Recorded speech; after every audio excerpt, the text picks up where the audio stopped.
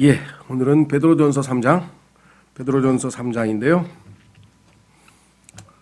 앞에서도 우리에게 그리스도인으로서 살아야 할 자세가 우리가 순종하는 것이다, 복종하는 것이다 라고 하는 이야기가 반복해서 지금 지속되고 있죠. 이 땅에서 하나님의 자녀로서 살아가는 데에는 하나님께서 정하신 규칙이 있고 규례가 있는데 그 제일 핵심적인 것은 무엇이냐? 그것은 바로 위에 있는 규례에 복종하라. 이렇게 해서 13절에서부터 시작해서 우리는 소위 말하면 권력 또는 위에 있는 권세, 권위에 복종할 것을 얘기를 했고, 그 다음에 두 번째 이 땅에서의 18절에 종들아 하면서 주인에게 복종하라고 또 얘기를 했습니다. 그렇죠? 예, 그리고 예수 그리스도께서 어떤 고난을 당하시면서 자신의 모든 것을 하나님 앞에 맡기셨는가. 23절에 보니까 예수 그리스도도 하나님의 뜻에 순종했다는 사실을 우리가 보게 됩니다. 이와 같은 맥락에서 그렇죠.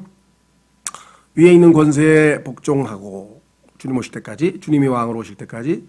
두 번째 또 우리가 위에 있는 권세 중에서는 종에게는 주인이 있고, 이 땅에서도 누구든지 다 누구 밑엔가 자기 위에 권세가 있지 자기 위에 아무것도 없는 사람은 없죠.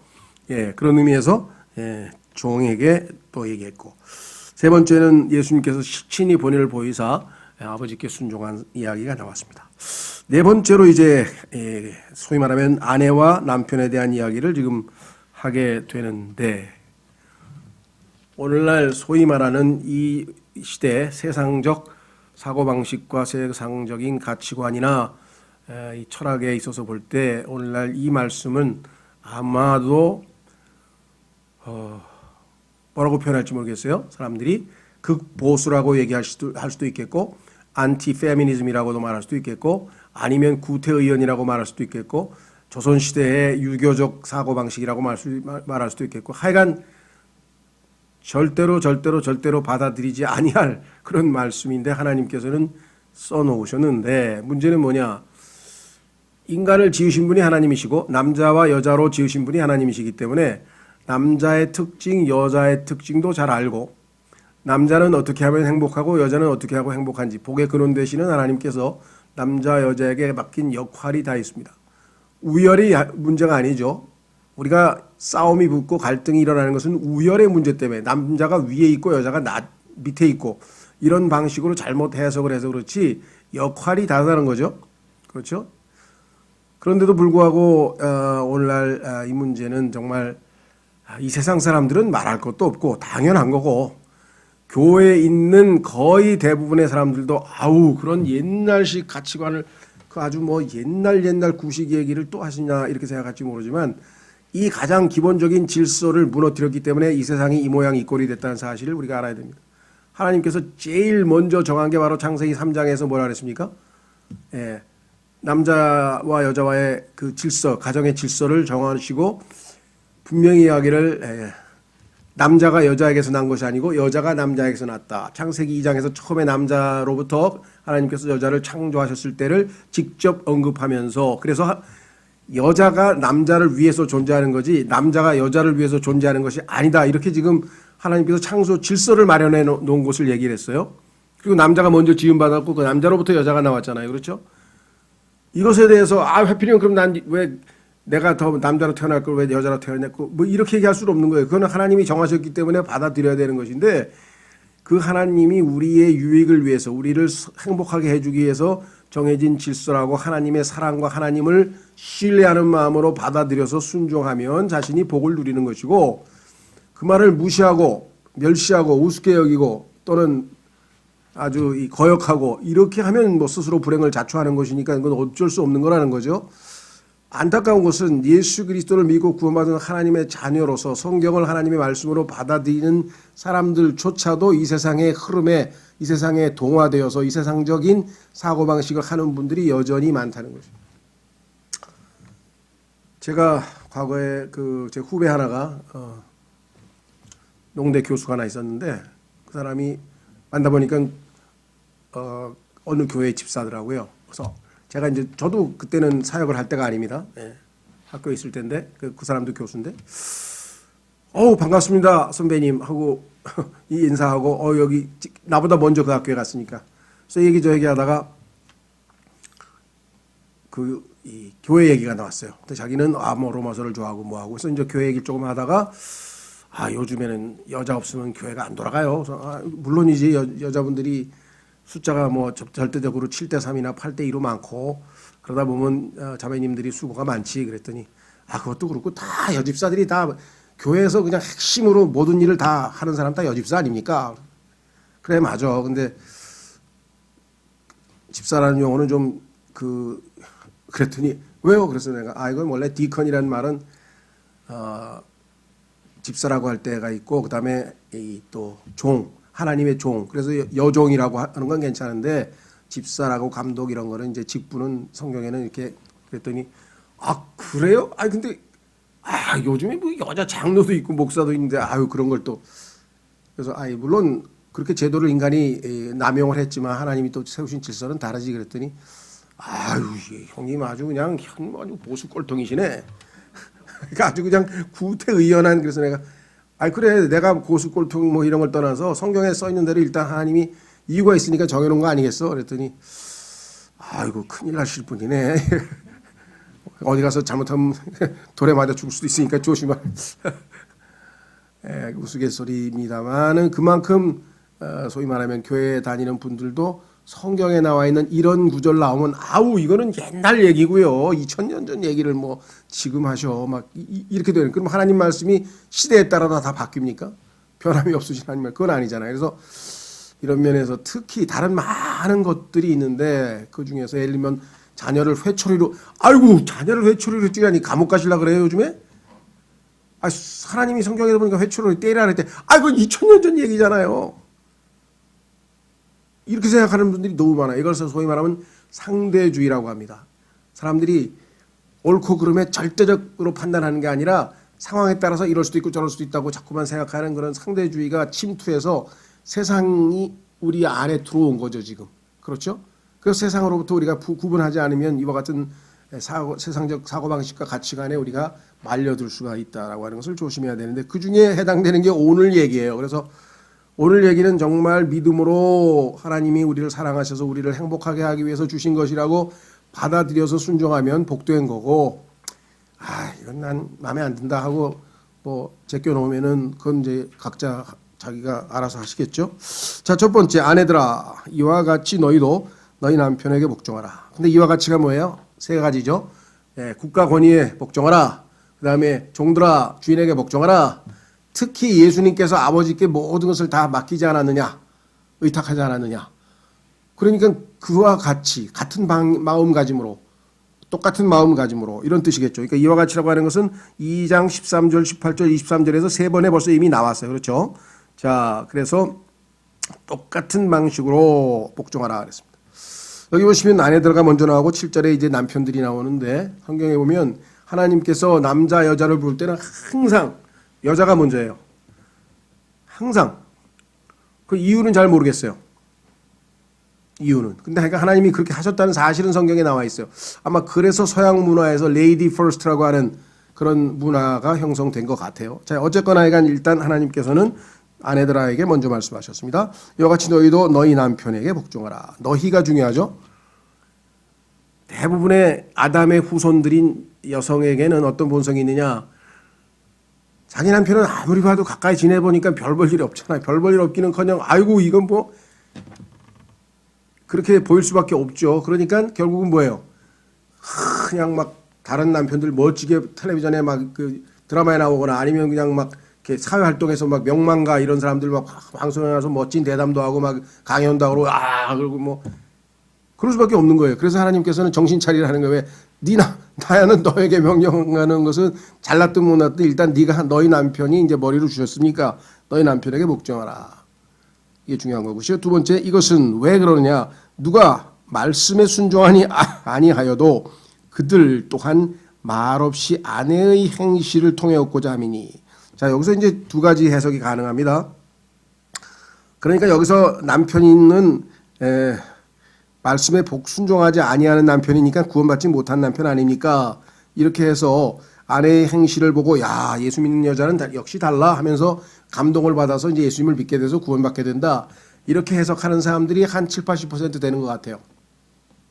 그 말이 맞는 말이죠. 그런 간증도 많잖아요, 또 그죠? 예. 근데 요 문맥에서는 조금 아닌 것 같아요. 왜냐? 밑에 보면은 아브라함과 사라를 예를 들었잖아요. 그럼 아브라함이 안 믿는 남자냐? 내가 볼 땐 그건 아닌 것 같고 기독교 그리스도인 남편인데 예수를 믿는 남편인데 90% 이상의 그 부부가 같은 그리스도인일 때 부부가 보면은 90%가 다 여자가 믿음이 좋아요. 일반적으로.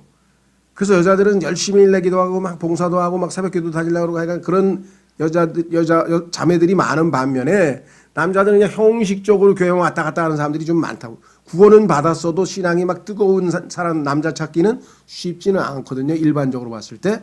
예, 그리고 이 성경을 어기는 것. 그래서 여기 나왔잖아요. 말씀에 순종하지 아니하여도. 그러니까 말씀에 순종하지 않는 남편. 그러니까 구원은 받고 하나님의 자녀이긴 한데 말씀대로 신앙생활 안 하려고 하는 남편. 주일날도 주일성 소위 말하면 뭐 주일도 그냥 자주 빼먹고 뭐 하여간 뭐 이런 사람들이 있다 이거죠. 그럴 때 이런 사람들이 다시 마음을 회복해서 하나님께로 회복되려면 아내의 행실. 자, 여기 뭐라 하냐면요. 그들 또한 말 없이. 여기서 이 말 없이라고 하는 말이 without word. 직역을 하면 말이 없이가 맞아요. 그런데 이게 무슨 말이냐. 그러니까 첫 번째 해석은 말로 하지 않고 행실로. 자매들이 뭐 이래요 저래요 하고 말로 안 하고 그냥 행실로 해서 야 과연 신앙생활 제대로 하니까 뭐 어우 사람이 다르네 하고 감동을 받아서 그런 뜻도 있고요.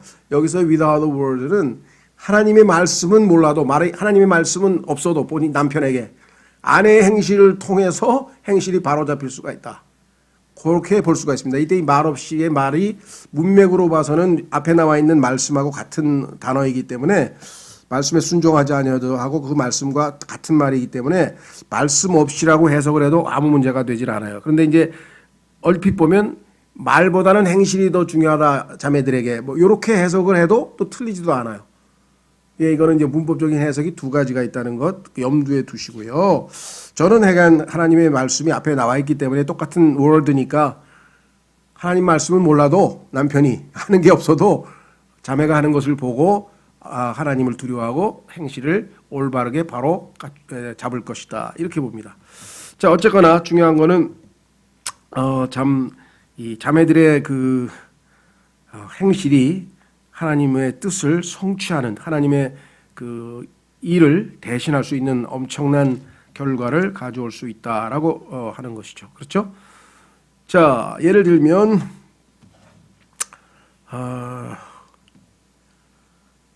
창세기 12장에 보면은 여러분 아시다시피 아브라함이 이집트로 내려가서 자기 아내를 동생이라고 누이라고 그렇게 속이고 안 죽으려고 겁이 나가지고 누이라고 속였어. 하나님의 뜻을 어긴 적이 있죠. 하나님 말씀대로 안 살았죠. 그다음에 20장에도 보면은 아비멜렉에게 또 거짓말 또 해가지고 또 아내를 위험에 빠뜨린 적이 있었잖아요. 그러면 적어도 그 두 순간에 있어서는 하나님의 말씀에 여기 나와 있는 것처럼 순종하지 않은 케이스죠. 아브라함이 하나님의 말씀에 순종하지 않은 케이스가 성경에 여러 개 있지만 그중에 대표적인 게 바로 그 두 번인데 그 상황에서 어떻게 했어요? 사라가 뭐? 나를 팔아먹는다고?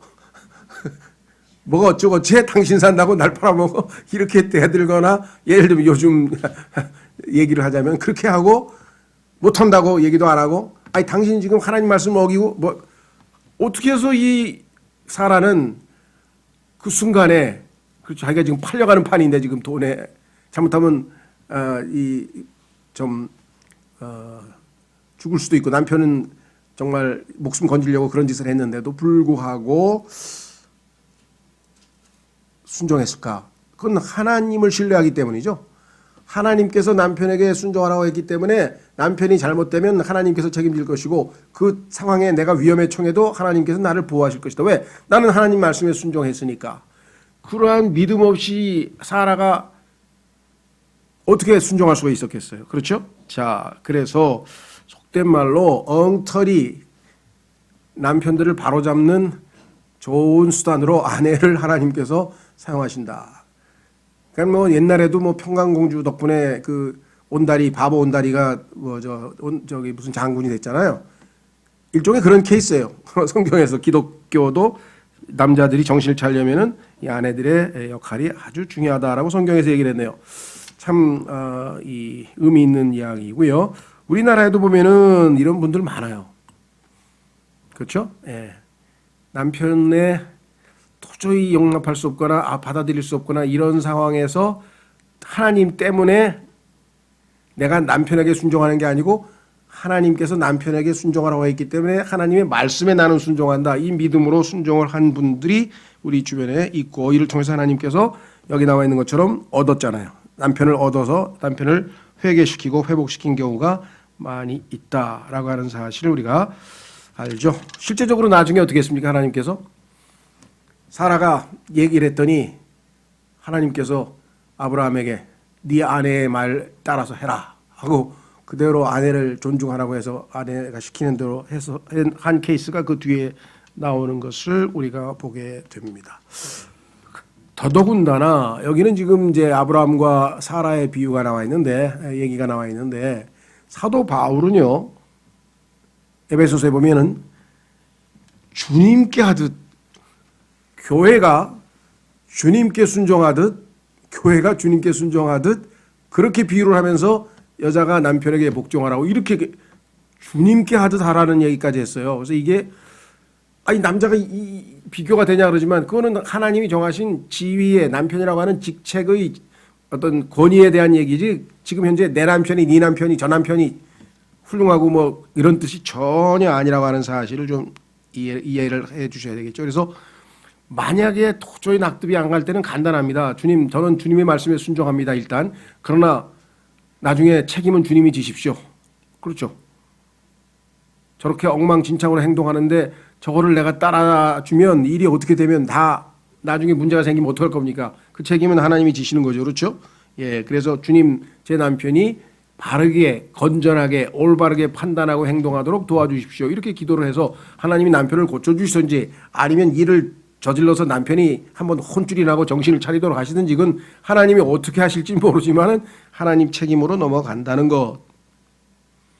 그래서 내가 주례할 때마다 그랬잖아요. 아내들아 할 때 아내들은 아내들 얘기만 듣고 남편은 남편 얘기만 듣고 제발 문제 생기면 하나님께 가서 따지라. 쉽잖아요. 그죠?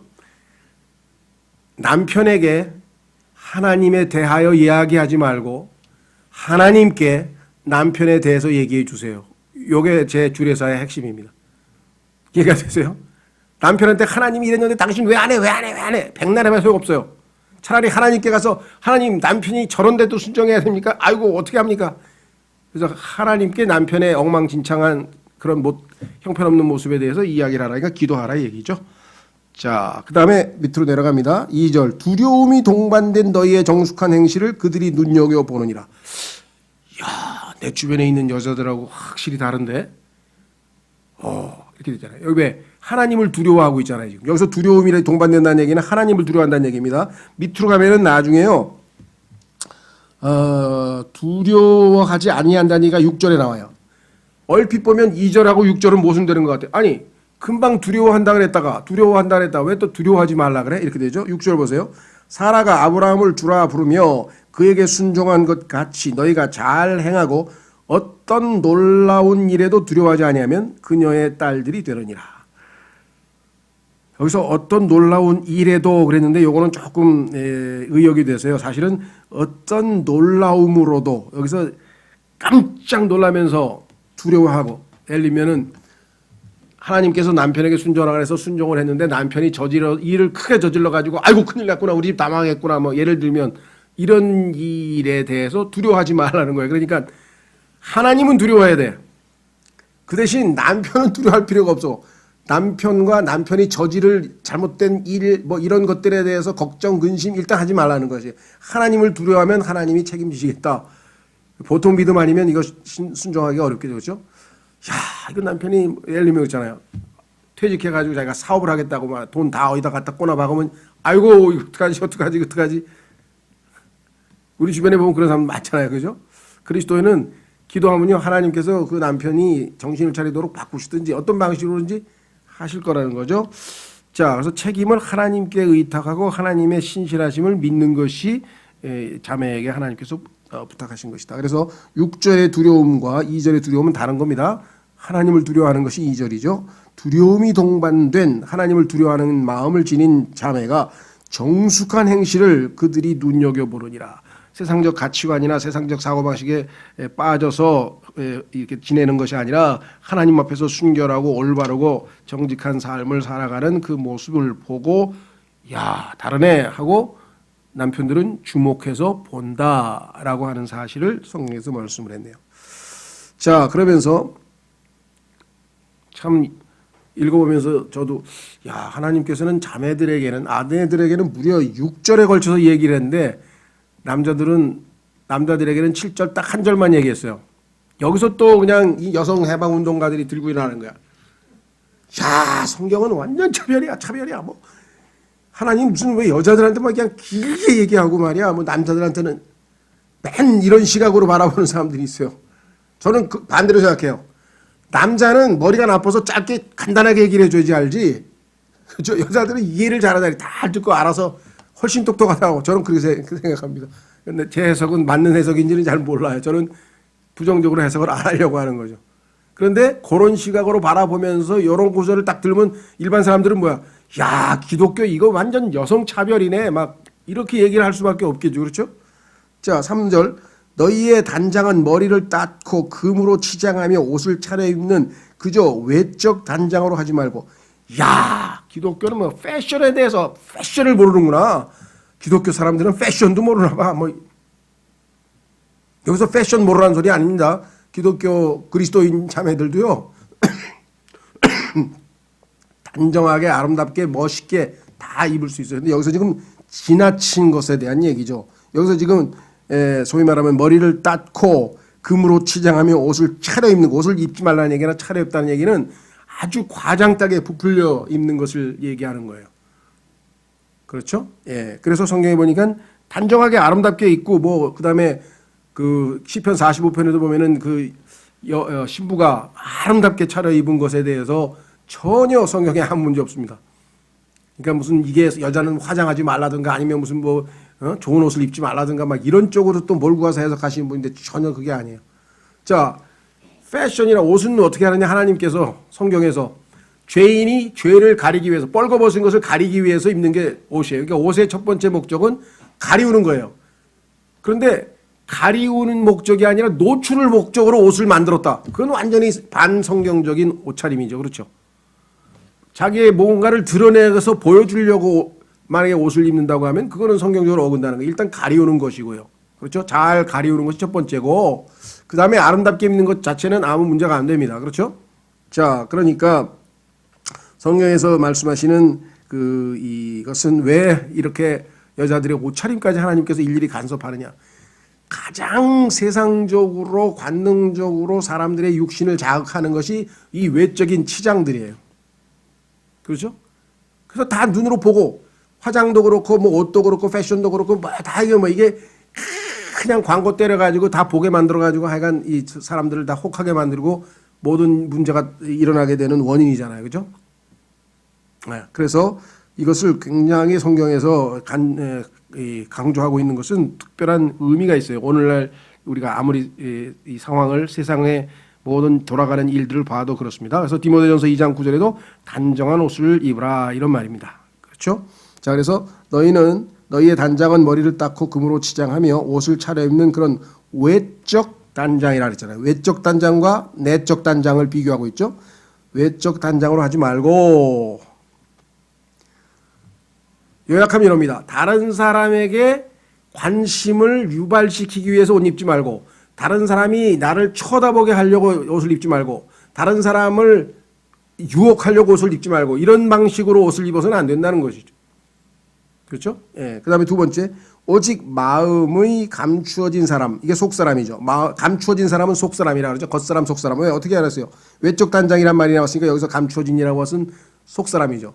그래서 마음에 감추어진 사람으로 하되 이게 바로 뒤에 나와 있는 썩지 아니하는 것, 즉 온유하고 조용한 영의 장식으로 할지니. 그러니까 감추어진 사람을 속사람 또는 영이라고 성경에서 얘기를 했어요. 우리의 속사람, 겉사람은 우리의 몸.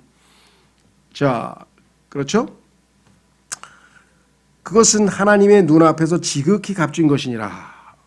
내적 단장. 이야말로 하나님께서 지금 바라보고 계신 것이다. 두 구절만 찾아보겠습니다. 시편 45편 13절. 시편 45편 13절은요.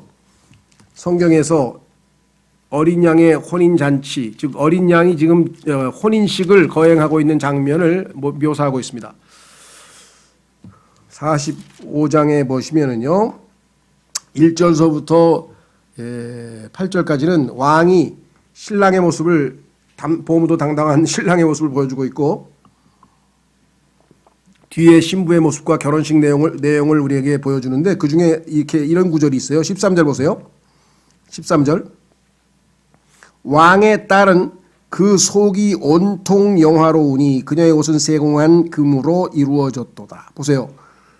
옷은 외적인 거죠. 세공한 금으로 이루어졌다 그랬잖아요. 그리고 그녀가 수놓은 옷을 입고 왕께로 인도되며 그러니까 외적으로도 아주 아름다운 옷을 입었습니다. 그런데 중요한 건 뭐예요? 13절에 왕의 딸은 그 속이 온통 영화로우니 내적인 단장이 먼저 있었잖아요. 그렇죠? 내적인 아름다움으로 갖추어진 것이 바깥으로 표현될 때에 진정한 아름다움이 있지만 속은 엉망진창인데 만약에 외적으로만 과대하게 포장을 해서 단장을 하게 되면 속된 말로 언젠가 뽀록이 난다. 언젠가 뽀록이 난다. 그리고 그게 아름다운 게 아니라 좀 뭐라고 해야 되나요? 하여간 보면서 조금 아유 이게 뭐야 지나치게 화장하고 뭐 이런 경우가 얼마든지 있을 수 있다는 거죠. 자, 잠언 31장 30절. 잠언 31장 30절. 자, 여기서 이렇게 자매님에 대해서 하나님께서 자세하게 언급한 것은요. 예수 그리스도의 신부인 교회에 대해서 적용하기 위한 것이에요. 영적으로는 이 모든 내용들이 주님의 몸된 교회의 남자든 여자든 형제 자매들이든 다 주님의 몸된 교회에게 해당되는 거기 때문에 영적으로 해석이 가능한 겁니다. 그렇죠? 여자들에게 해당되지만 실제적으로 나중에 주님의 몸된 교회 신부에게 해당이 되는 겁니다. 31장 30절. 성경에 보면요. 여기 잠언 31장에 보면은 10절서부터 31절까지 무려 22절에 걸쳐서 하나님께서 생각하시는 진정한 신부, 주님의 몸된 교회의 신부이기도 하고 진정한 여자, 소위 말하면 이것을 뭐라고 표현했냐면요. 이 여인은 현숙한 여인이라 해서 덕스러운 여인. 하나님 보시기에 덕스러운 여인, 현숙한 여인의 기준이 22절에 쫙 나와 있는데 그중에 하나가 뭐냐. 맨 끝으로 가면 30절에 보면 호의도 거짓되고 아름다운 것도 헛되나 겉으로 아무리 멋져봐야 다 늙으면 나중에 다 늙잖아요. 그 다음에 주를 두려워하는 여자는 칭찬을 받으리라. 이게 내적인 아름다움에 대한 이야기라 이 말이죠. 그렇죠? 자, 그래서 베드로전서에서도 바로 그와 같은 내적인 아름다움, 온유하고 조용한 영의 장식, 그것은 감추어진 사람, 이것이 하나님 보시기에 지극히 값진다. Great price라 하네요. 지극히 값진 것이니라. 하나님께서 높이 평가한다. 이런 말씀이죠. 그렇죠? 자, 그래서 이 조용한 영의 장식, 이 조용하다는 표현 서양 속담에 보면 침묵은 금이다. 웅변은 은이다. 웅변 잘하는 것보다 침묵하는 사람을 더 높이 평가하는 그러한 속담이 있죠. 그렇죠? 예, 그만큼 하나님께서 속사람을 더 중시 여기신다라고 성경에 이야기를 하고 있습니다. 자, 그러면 이제 하나님께서는 예를 들어주세요. 5절. 옛적에 하나님을 신뢰한 거룩한 여자들도 이 거룩한 우리를 하나님께서 거룩하기를 원하시는데 거룩한 삶을 살았던 여자들이 있었습니다. 그런데 그 여자들은 이런 방식으로 지금 하나님이 말씀하시는 이런 방식으로 자기 남편에게 복종하여 자기를 단장하였나니 그 중에 제일 유명한 여자 이름을 여럿 있지만 아비가일도 있고 뭐 여럿 있는데 그 중에 하나가 사라예요. 사라가 아브라함을 주라 부르며 그에게 순종한 것 같이 너희가 잘 행하고 하나님께 순종해서 잘했어요. 그런데 어떤 놀라운 일에도 잘했는데 자기에게 일어난 일은 너무나 놀랍고 두려운 일이 발생했어. 그럴 수도 있어. 그래도 그러한 놀라움에도 두려워하지 아니하면, 놀라운 일이 뭡니까? 왕에게 끌려가서, 이집트 왕에게 끌려가서 잡혀갔잖아요. 그 얼마나 놀랐겠어요. 그렇죠? 근데 그걸 두려워했어요? 안 두려워했어요? 두려워하지 않았어요. 왜? 하나님께 순종했기 때문에. 자기는 하나님 앞에 정직하게 순종했기 때문에 하나님이 자기를 보호하실 것이라는 것을 확고하게 믿었기 때문에 전혀 두려워하지 않았다는 거예요. 하나님을 두려워하면 사람은 안 두려워하게 돼 있어요. 하나님을 두려워하는 사람 사람은 안 두려워한단 말이에요. 그래서 여기서 지금 그 어떤 일이란 말은 없어. 사실 그 어떤 놀라움으로도 두려워하지 아니하고, 아이고야 나 이제 오늘 밤 큰일 났네. 황제가 날 부르면 이제 난 이제 얼마나 두려웠겠어요. 근데 전혀 안 두려워했다는 거예요. 자, 그래서 두려워하지 아니하면 그녀의 딸들이 되느니라. 그러니까 영적으로 본이 된다는 거죠. 영적. 우리 아브라함이 우리의 믿음의 본인 것처럼 사라도 정숙한 여인의 본이 된다라고 지금 성경은 말씀을 하고 있네요. 그렇죠? 자, 그다음에 이제 7절까지. 7절은 뭐냐? 하나님께서 남편들아,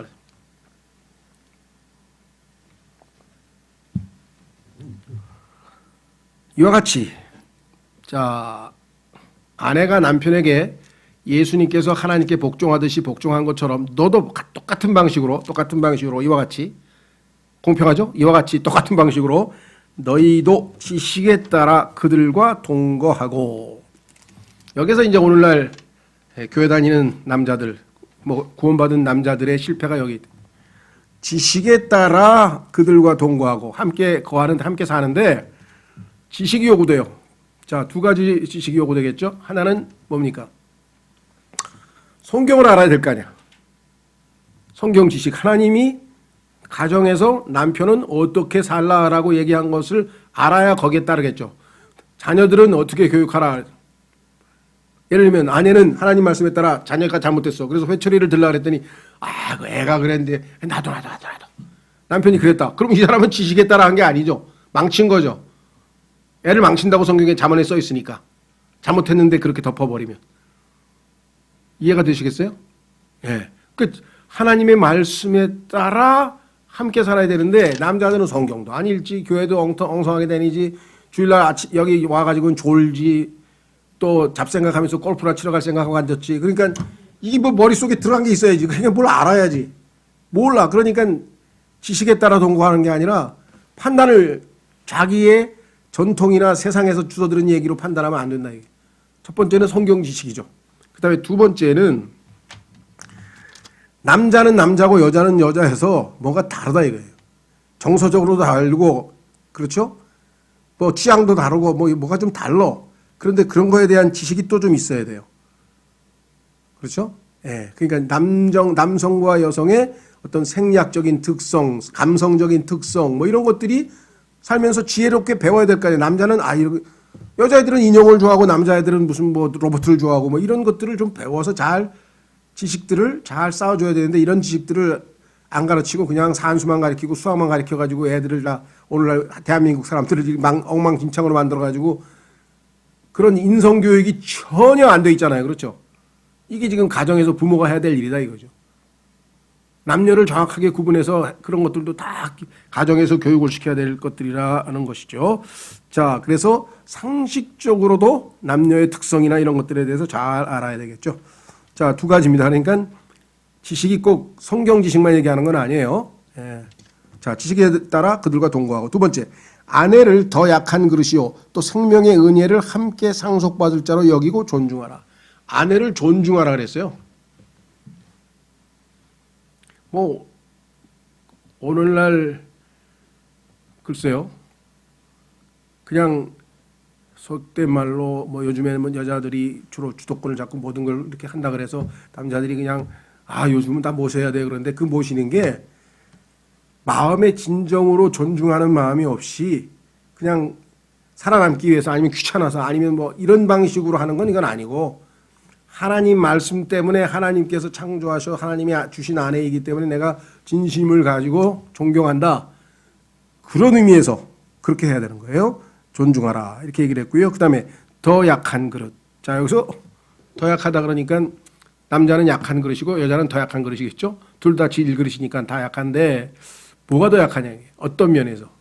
거의 대부분의 주석가들은 또 성경 가르치는 분들은 육체에 대한 얘기를 합니다. 왜? 얼핏 보면 남자가 힘세잖아.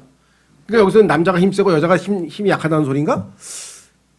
그런데요, 남자보다 여자들이 훨씬 힘셀 때도 많아요. 예를 들면 애들 키울 때 보면 남자는 애를 가지고 절절매. 근데 여자들은 그냥 애를 막 잘 다루고. 그러니까 꼭 무슨 이 피지컬, 소위 말하면 막 이 도끼로 뭐 패고 이거만 얘기하는 건 아니에요. 뭐 그런 의미도 있을 수 있겠죠. 두 번째, 정신적으로 얘기하는 건가? 무슨 소리를 해요? 대한민국의 이 6.25 동란을 통하고 그다음에 뭐 일제시대를 통하고 전부 다 이 대한민국이 오늘날 이렇게 강한 건 다 여자 때문이잖아요. 그죠? 예, 운동도 보면 다 여자가 메달 따고 다 여자가 해서 대한민국의 여자껏 한 보면 정신적으로도 육체적으로도 다 여자가 셌지 남자가 센 게 아니에요. 실제적으로 보면 여자들이 정신적으로 훨씬 더 모성애가 가고 막 뭐 애들 3명을 그냥 물질해가지고 먹여 살린 엄마가 없나 뭐 보면 다 여자들이 그 정신적으로도 강한 여자들이 많잖아요. 그죠? 그럼 여기 뭐겠어요? 영적인 문제입니다. 영적인 문제는 뭐냐?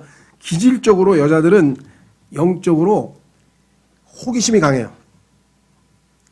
야, 저게 뭐지? 야, 하나님께서 왜 생명나무 놔두고 이 선악과를 꼭 먹지 말라고 했을까?